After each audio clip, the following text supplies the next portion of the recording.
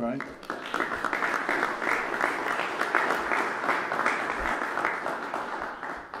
Thank you, David, and thank the Center. I'm glad to be here with my friend Jim Cooper, who's been involved in this issue even long before I have in the House, and Senator Warner here and the others. Many people believe that America is ready to go in decline. As a father of 5 children, and my wife and I have 13 grandchildren, I know we're all worried about the future that our country will face. We see record deficits for as far as the eye can see. We see overwhelming debt with no plan to deal with it.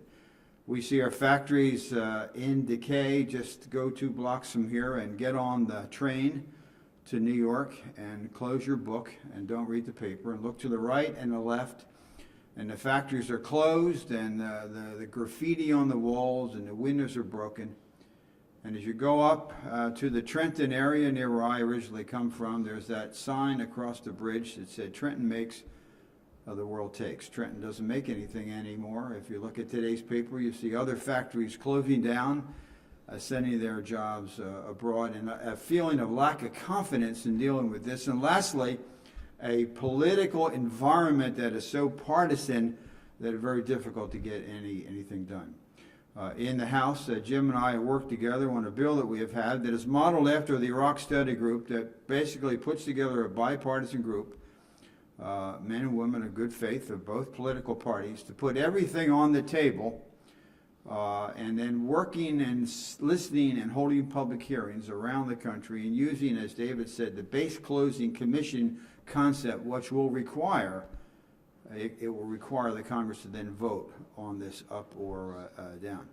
I think if we do this, or when we do it, I think we will have a renaissance in this country. There will be the opportunity for more investment in math and science and physics and chemistry and biology, more money into cancer research and research on autism and on Alzheimer's, and to really bring about a renewal. Every politician, and I just see Senator Brock walking in, and he would know, every politician loves to give the speech where they say America's best days are yet ahead and the sun has barely begun to rise. I think if we do what is in this commission report and establish this bipartisan commission that requires us to deal with this, we all can say America's best days are yet ahead. And thank you for having me here today. And now Jim Cooper.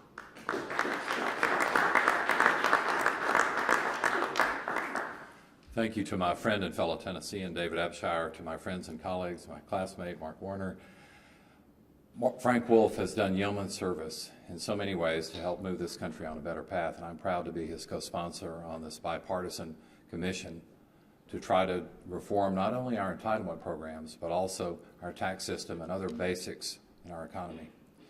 I think our job is to create a political space so that the Obama administration can move forward on these issues. They are trying already. For example, the Volcker Commission recently announced will look at our $1 trillion of tax breaks annually, a little known, little noticed area, but where Gucci Gulch operates. And so many of these tax breaks are little scrutinized. There's a wonderful new staff director of the Joint Tax Committee named Ed Kleinbart, who's moved this field more forward in the last year than had been done in 40 years. To classify the tax breaks so that we can keep the good ones, adjust the bad ones, and probably eliminate the really bad ones.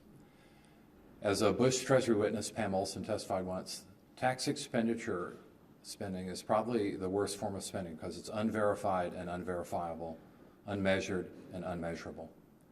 And in the entitlement program area, we know it's Medicare and Medicaid. We've got to reform those programs. How do we do it? Well, as our nation and as our Congress embarks on a health care reform debate this year, many Americans are learning more about those programs than they ever knew about. They're finding a lot of good. They're also finding some not so good. The budget already contains $300 billion of Medicare reform. We need more because in the not so recent past, when Congress looked at Medicare, all we did was make the problem worse. The Medicare drug bill passed in 2003 was 8 times larger than the stimulus bill and completely unpaid for. So in the first rule of holes, it's to stop digging, we got out a power shovel. So this is an opportunity to put the nation back on the right path, to at least know what we're spending, to use proper accounting, to use Dave Walker's methods to put our country back in a good direction for our kids.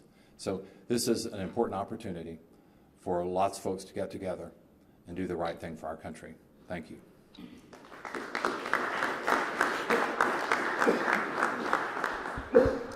Good morning. My name is Mark Warner, and I'm not only a colleague and friend of Frank Wolf, where I've had a chance to work with him when I was governor of Virginia, but as Jim mentioned, we were law school classmates. He went on to be a good lawyer. I went on to be a client. And to my good friend David Abshire, who is a neighbor and somebody who I have enormous respect for, and the others who are here, I want to commend the Center for their efforts on this blueprint. It is, I think, lays out the ideas. The challenge is going to be how we get from agreeing on the ideas to action. I have to tell you, I'm a freshly minted senator. I think I'm now about 70 days into my transition or into my activities as Senate. And David, I have to tell you, it's a little bit different coming from a place where we would really fight hard about our budgets, but at the end of the day, our budgets actually had to balance. To hear where there's, I think, a powerful discussion, but at the end of the day, when you've got the ability to print the money in the basement at some point, that sense of fiscal discipline and that sense of grappling with issues that Frank and Jim have mentioned in terms of the country's structural deficit just don't seem to be addressed.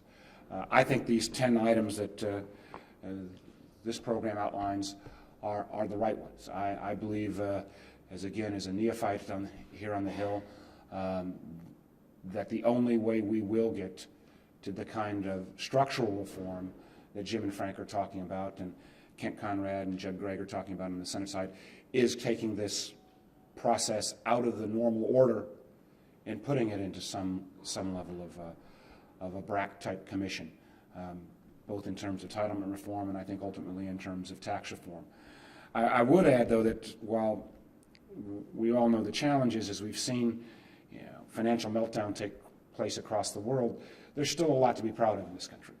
We've seen the dollar, until recent times, rebound. We've seen that we still are the economic engine for not only our country but for the world, and we can't lose that competitive edge. So while we deal with our fiscal matters, we also do have to make sure that we reestablish that leadership and innovation. We've got to realize, and we all pay lip service to it, and I do think the administration is trying to shake things up, that our value add in the world economy is not going to be cheap labor. It's going to be the most educated, innovative, and entrepreneurial workforce in the world.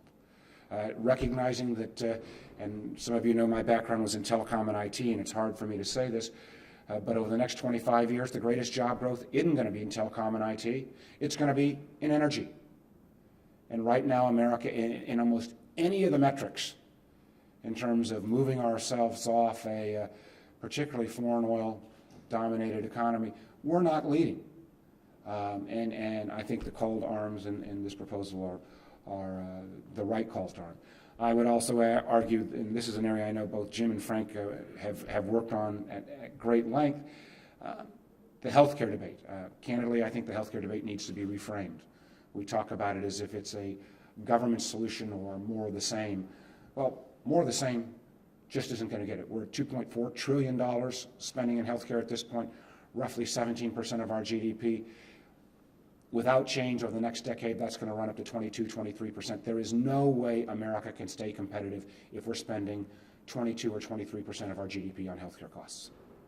There's no way American business can stay competitive, and obviously in terms of our outcomes, we're not going to have the kind of healthy, vigorous American populace that we need. So I will add my words to Jim and Frank's that if there's ever a time that we need to check our Democrat hats and Republican hats at the door and put the country first, it is right now. And I want to again commend David and the Center for the good work and the kind of blueprint they've laid out here. If we in Congress can now take this blueprint and turn it into action, we will put the country back in the right direction. Thank you very much.